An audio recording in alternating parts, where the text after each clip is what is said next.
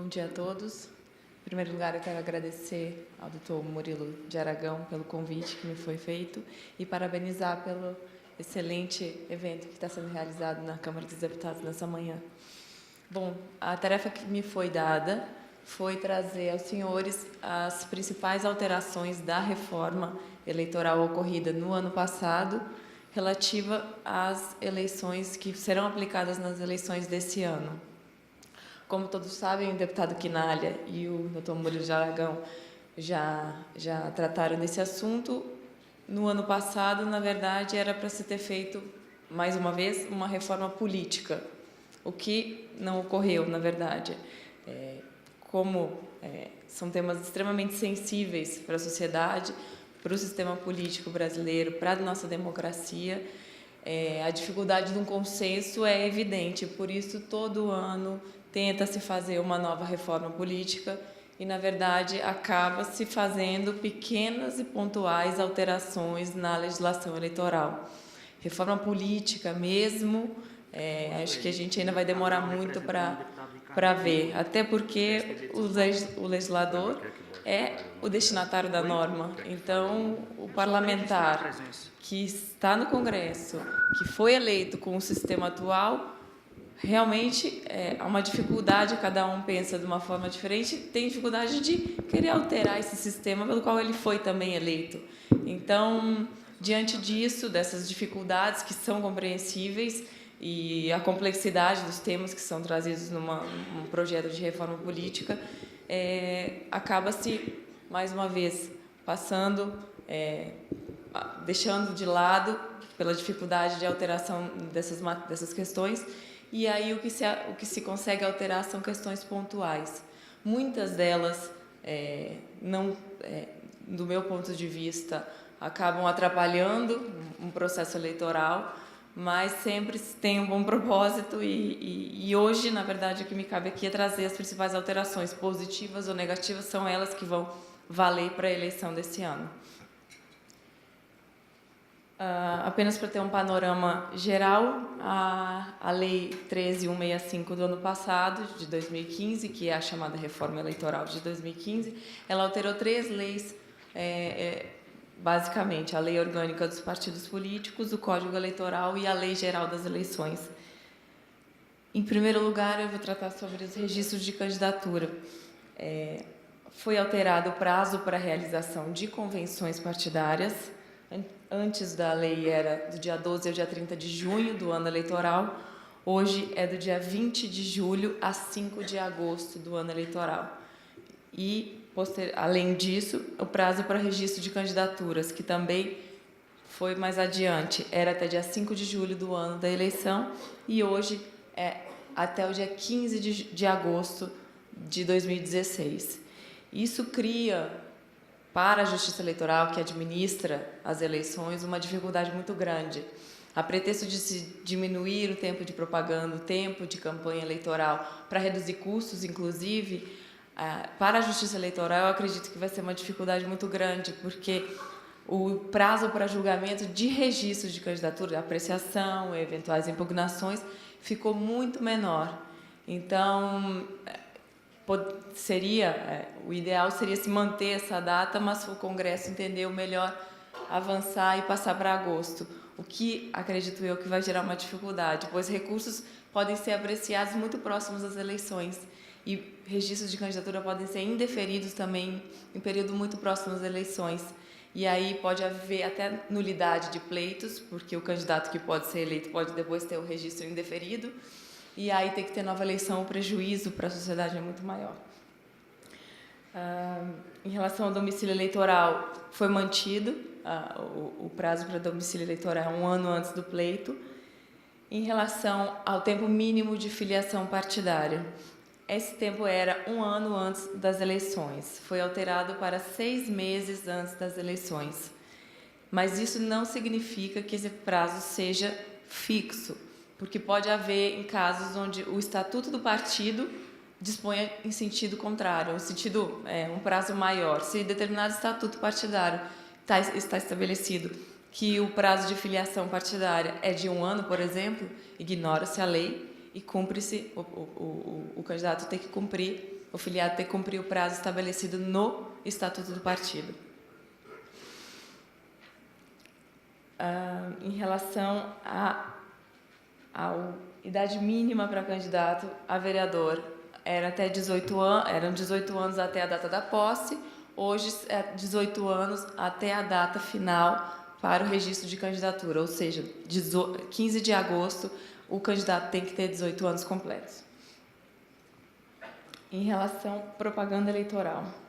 Propaganda eleitoral, o início da propaganda é após o registro de candidatura, então agora inicia-se no dia 16 de agosto, não mais no dia 6 de julho. Houve a redução do tempo de propaganda. São hoje praticamente 45 dias de propaganda, eram 90 dias de propaganda. Isso também é um ponto que foi aprovado com a intenção de se reduzir o custo de uma campanha eleitoral.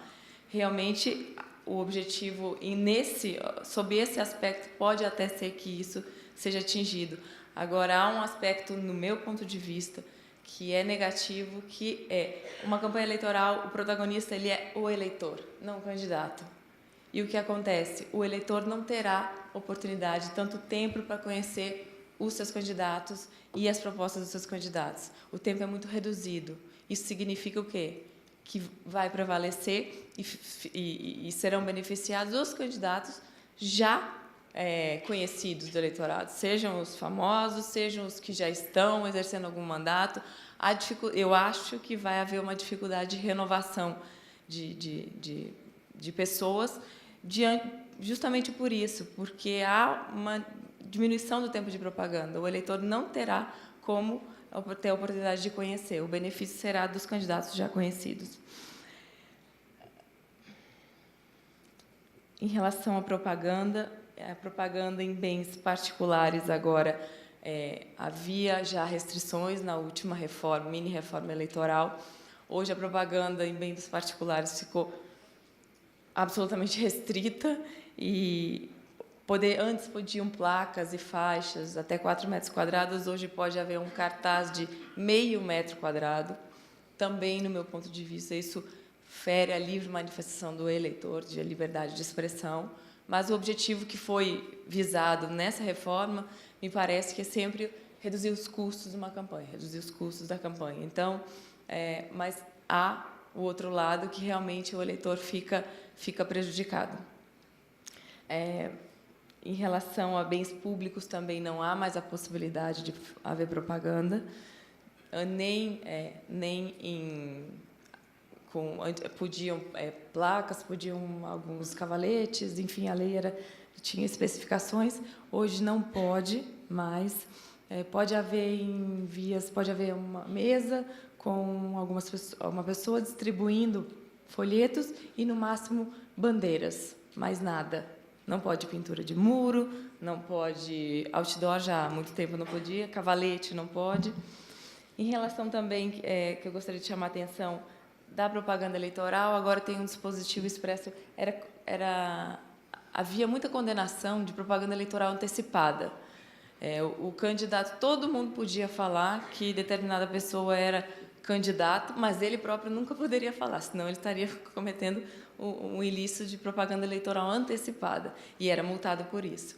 Hoje não, a legislação nesse ponto acho que ela foi positiva, porque o pré-candidato pode-se dizer pré-candidato, ele pode dar uma entrevista, ele pode falar de algumas propostas, ele pode falar numa rede social do seu trabalho que ele já fez e até uns projetos. O que ele não pode pedir é voto. Então, fora isso, acho que essa alteração foi positiva até para nós vermos a realidade, né? E não fingirmos que alguém não é candidato, sendo que ele é, e acho que isso beneficia. Em relação ao programa de rádio e televisão apresentado por pré-candidato, era até o dia 30 de junho, até a escolha do candidato. Em convenção, ele poderia participar do programa. E, após a escolha dele em convenção, não poderia mais participar, se ele fosse apresentador de rádio ou televisão. Hoje é proibido a partir do dia 30 de junho. Ainda que a convenção ocorra só em julho, até dia 5 de agosto, mesmo assim, se eventual apresentador seja possível candidato, ele tem que se afastar. Em relação aos debates, era assegurada a participação de candidatos com representação na Câmara dos Deputados. Hoje é assegurado nos debates a participação de candidatos de partidos com representação de, no mínimo, 9 deputados na Câmara dos Deputados. Então, restringiu mais a possibilidade de participação dos debates desses partidos menores. O período do horário eleitoral gratuito também foi reduzido de 45 para 35 dias. Isso também é com o objetivo de reduzir custos, né? Em relação ao horário eleitoral gratuito de propaganda em bloco, agora só existe para prefeito, vereador não tem mais propaganda em bloco, só em inserções. E prefeito agora tem de segunda a sábado, todos os dias no programa. Eles são destinados 20 minutos em rádio e televisão. E os vereadores, candidatos a vereadores, é só em inserções mesmo. Aqui essa questão é muito importante, é o limite de gastos com propaganda institucional no ano de eleições. A legislação anterior previa a possibilidade de gastos com propaganda institucional no primeiro semestre do ano da eleição. O limite era a média dos 3 anos anteriores ao ano eleitoral. Então, o candidato poderia gastar a média dos 3 anos anteriores. Hoje, não. Hoje, esse limite está mais rigoroso e pode ser gasto a média dos 3 anos, dos 3 primeiros semestres do primeiro semestre dos 3 anos anteriores. Então, não mais a média do ano todo, e sim do primeiro semestre dos 3 anos anteriores. Isso é uma redução drástica e, além disso, lembrando que isso não alterou, no segundo semestre, 3 meses antes do pleito, é proibida a publicidade institucional. Em relação ao financiamento de campanha, essa eu acho que é a alteração mais drástica em toda a legislação, e, na verdade, não foi vinda da legislação, e sim do Supremo Tribunal Federal, que é a proibição de doação feita por pessoa jurídica a partidos e a candidatos. Agora, as regras são muito mais rigorosas. Na verdade, os recursos são extremamente mais limitados. A gente sabe que, tradicionalmente, a pessoa física não doa a campanha, não há esse costume, e os candidatos vão ter que batalhar muito para conseguir recursos. Essa é uma realidade que nós vamos ver o que vai acontecer esse ano. Realmente, acho que a gente tem algumas ideias, mas ninguém, acho que, imagina a diferença e não vou dizer o estrago, mas porque, do meu ponto de vista, essa restrição me parece equivocada, mas ela existe, e vamos ver o que vai acontecer esse ano. Mas as restrições são muito grandes, porque, com o fim do financiamento por pessoa jurídica, os partidos vão ter dificuldade, principalmente os candidatos, de conseguir recursos para suas campanhas.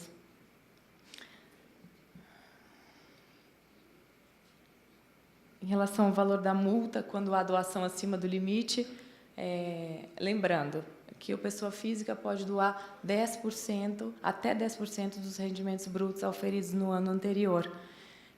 Ultrapassado esse limite, ela pode responder por doação acima do limite e aplica-se uma multa. Era uma multa altíssima, de 5 a 10 vezes o valor em excesso. Hoje é 100% desse valor em excesso. Então, se ultrapassou R$5.000, a multa seria de R$5.000. Há também a fixação do limite de gastos de campanha, que é outra questão muito relevante nas campanhas. Agora, o tribunal, antigamente, os partidos definiam um limite de gastos e arrecadação para os seus candidatos. Em razão da omissão, o Congresso teria, em tese, que editar uma norma todo ano eleitoral, fixando esses limites. Isso nunca ocorreu. Então, cabia aos partidos fixar o limite de gastos de cada candidato. Agora, não. Agora, o Tribunal Superior Eleitoral, com base no cálculo estabelecido na lei, nessa 13.165, estabelece qual é o limite de gastos de cada candidato em cada município do Brasil, seja para prefeito, seja para vereador. Então, isso reduziu drasticamente o custo que deve ser de uma campanha eleitoral, E também é uma questão que acho que muita gente, nós gostaríamos de ver, vamos ver nessa próxima eleição, como é que isso vai ficar. Porque tem municípios que o gasto do candidato a vereador é, no máximo, R$10.000. Então, isso é muito pouco para uma campanha, não paga nem gasolina para o candidato. Então, e aí pode-se estar falando em caixa 2. Como é que isso? E aí a Justiça Eleitoral vai ter que ter meios de fiscalização e de controle disso. Vamos ver se isso vai persistir para os próximos pleitos.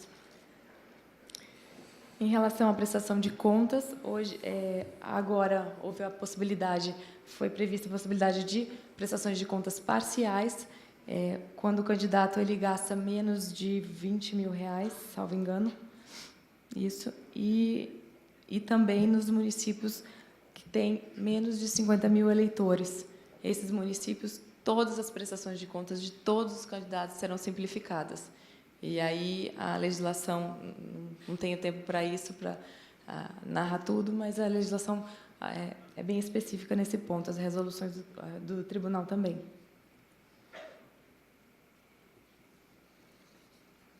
O prazo para julgamento das contas dos candidatos também foi alterado, os candidatos eleitos. Não há previsão de data de julgamento para das contas dos candidatos que não foram eleitos, mas os que foram eleitos eram até 8 dias antes da diplomação, hoje são até 3 dias antes da diplomação. Isso provavelmente é porque a Justiça Eleitoral tem uma dificuldade muito grande de analisar contas, são questões complexas, em um período muito curto, principalmente em municípios onde há segundo turno, e aí o prazo para apresentação das contas finais são já mais avançados, e aí a dificuldade é muito grande, e aí diminuiu esse prazo para talvez possibilitar a melhor análise das contas. Por fim, em relação tem alguns temas diversos que também foram alterados e que são relevantes. Em relação à infidelidade partidária, na verdade, não se trata especificamente da eleição de 2016, mas acho que vale a pena lembrar. Na verdade, havia uma resolução do Tribunal Superior Eleitoral prevendo a possibilidade do parlamentar trocar de partido sem perder o mandato. E havia as hipóteses de justa causa. Essas hipóteses de justa causa foram reduzidas e agora foram incluídas na lei orgânica dos partidos políticos. Agora, as possibilidades de justa causa são só grave discriminação política pessoal, mudança de partido efetuada durante o processo de 30 dias que antecede o prazo de filiação exigido em lei para concorrer à eleição. Então, isso significa o quê? Que um vereador, nesse ano, se ele quiser mudar de partido, ele pode trocar de partido 30 dias antes do prazo para filiação. E isso, na verdade, isso chama atenção que aqui a norma fala ao término do mandato vigente. Me parece que isso significa que isso só pode acontecer no último ano do mandato. Então, um parlamentar hoje que gostaria de trocar de partido, ele tem que se valer nessa janela de 30 dias da emenda constitucional. Mas, da lei, não, porque não é o último ano do mandato dele. Então, essa janela me parece que seria do dia 3 de março a 1º de abril desse ano, para os vereadores trocarem de partido. Há uma cláusula de barreira para candidato em relação às eleições proporcionais. O Código Eleitoral previa o cálculo do sistema proporcional para a eleição dos cargos de vereador, e agora, além, há um cálculo do quociente eleitoral, do quociente partidário. Além disso, agora, há uma chamada cláusula de barreira, que na verdade, o partido que atingiu o quociente eleitoral, o partidário, e ele tiver, por exemplo, 3 vagas, que no cálculo do quociente ele tiver 3 vagas para o seu partido, o vereador, que tiver mais votado do seu partido, só poderá assumir se ele tiver no mínimo 10% dos votos do quociente eleitoral, desculpe. E se isso não ocorrer, aí ele participa, só os partidos que têm esse quociente eleitoral, esses 10%, senão ele tem que participar do cálculo das sobras. Isso restringiu bastante, me parece que isso vai reduzir o número de partidos que conseguirão obter vagas por esse sistema. Essa questão é um pouco complexa, eu peço desculpas se vocês não entenderam, e se tiverem dúvidas também, eu vou deixar meu e-mail e eu posso esclarecer melhor esse assunto. E, por fim, concluindo, é sobre as eleições extemporâneas. Em caso de nulidade de uma eleição, algum candidato for declarado inelegível, cassado, se ele tivesse sido eleito com mais de 50% dos votos, era feita nova eleição. Se ele tivesse sido eleito com menos de 50% dos votos, dava-se posse ao segundo colocado. Hoje, a partir de agora, não existe mais a possibilidade do segundo colocado tomar posse, ainda que haja essa cassação, independente do número de votos anulados. E a legislação, agora sempre há a realização de novo pleito. E uma questão que é importante se chamar a atenção é que, enquanto a lei fala que essa eleição pode ocorrer só após o trânsito em julgado, me parece que não sei se isso vai ser mantido, me parece, sob o meu ponto de vista, que isso seria inconstitucional. Mas, até que isso seja declarado, enquanto o prefeito é afastado, quem assume é o presidente da Câmara de Vereadores, até o trânsito em julgado. Isso significa que o presidente da Câmara de Vereadores pode ficar no mandato 3 anos seguidos, enquanto não transitar julgada a ação do prefeito. Então, agora, também, sobre esse aspecto, o presidente da Câmara de Vereadores, os vereadores, a eleição de presidente da Câmara, acho que vai ser muito mais relevante, muito mais importante, porque ele pode, inclusive, assumir um mandato de prefeito por muito tempo, sem previsão. Então, essas são as questões principais que eu gostaria de trazer a vocês. Eu espero que tenham gostado. Eu agradeço mais uma vez o convite e parabenizo pelo evento. Muito obrigada.